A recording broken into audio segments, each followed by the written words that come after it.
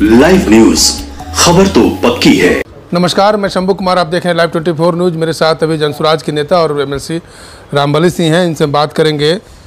आज तेज प्रताप यादव को आरजेडी से 6 साल के लिए निकाला गया है, साथ में परिवार से भी निकाल दिया गया है। उनकी एक वीडियो और इमेज कल वायरल हो रही थी सोशल मीडिया पर। उसके बिहाफ पर राष्ट्रीय अध्यक्ष लालू प्रसाद यादव ने ये एक्शन लिया है। उनसे बात करते हैं। सर, आप इसको किस तरह से ले रहे हैं? मुझे लगता है कि सज़ा मतलब गलती छोटी है और सज़ा बहुत बड़ा है। आपको ऐसा नहीं लग रहा है, या कोई राजनीतिक चाल है इस पर चुनाव से पहले? तो देखिए, तेज प्रताप यादव जी राजनीतिक रूप से बहुत गंभीर व्यक्ति नहीं हैं।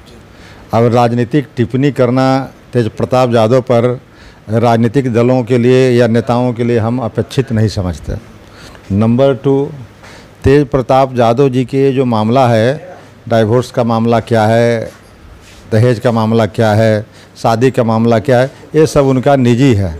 अब उस पर कानून में संभावनाएं बनी हुई है।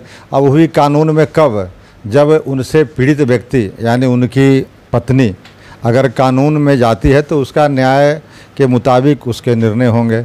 उसमें हम लोग या कोई राजनीतिक दल कहीं पर नहीं आता है।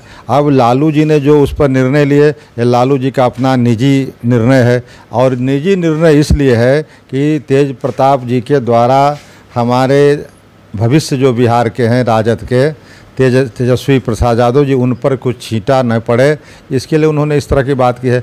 लेकिन राजनीतिक दलों के नेताओं के पास इस पर कोई टिप्पणी करने का मेरा कोई आधार नहीं बनता है। मैं ज़्यादा इसमें नहीं जाना चाहता हूँ। अब मैं केस को जानता भी नहीं हूँ बढ़िया से। प्रशांत किशोर जी तो बोले हैं कि अगर उनको घोषणा करना ही है तो यादव के अलावा किसी और जाति को या अपने परिवार के अलावा किसी और को मुख्यमंत्री घोषणा करे। तेज प्रताप यादव को निकाल कर क्या बताना चाहते हैं वो?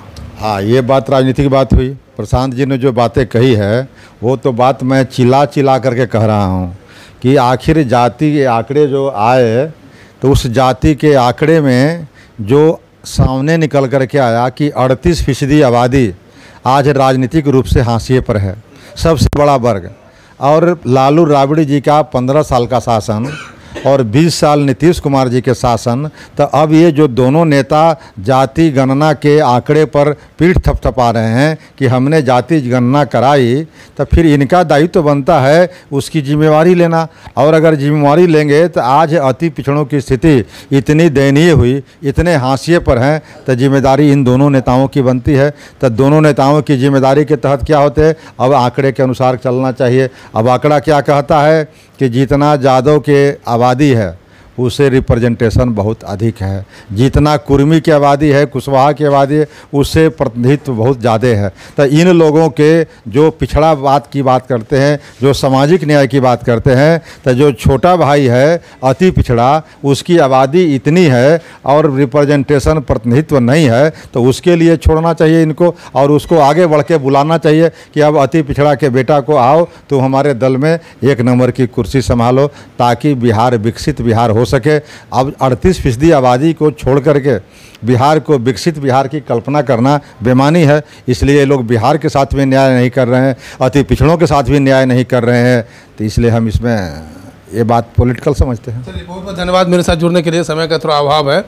अति पिछड़ा वर्ग को नकार करके अगर सरकार चल 35 साल से लालू प्रसाद यादव 15 साल और 20 साल नीतीश कुमार 38% आबादी अति पिछड़ा का है, उनको नकार करके आप सत्ता चला रहे हैं और उनकी विकास नहीं हो रही है, तो ये कैसे विकास है? 2025 विधानसभा चुनाव में जनसुराज पार्टी भी दखल कर रही है और देखते हैं कि जनसुराज पार्टी का दखल इन दोनों पर कितना भारी पड़ेगा। मैं शंभू कुमार, कैमरा जर्नलिस्ट सुधर्मा के साथ पटना। अगर मेरे चैनल को लाइक कर सब्सक्राइब नहीं किया तो लाइक करें, सब्सक्राइब करें।